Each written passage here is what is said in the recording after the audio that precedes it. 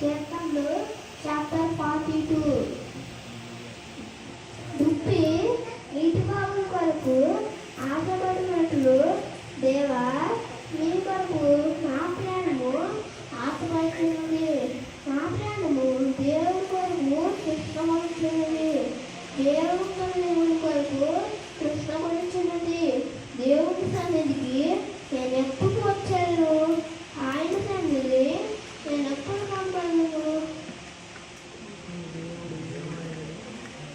ఈ దేవాలయాన్ని నిత్యంగా తలుచుండగా రాత్రి పగలు నా కన్నీళ్ళు నా కన్నపానము జన్మతో పండుగ చేసిన సమూహంతో నేను వెళ్ళిన సంగతిని సంతోషం కలిగి నేను దేవుని సన్నిధికి వాడు నడిపించిన సంగతిని జ్ఞాపకం చేసుకునగా నా ప్రాణం నాలో కరిగిపోతున్నది.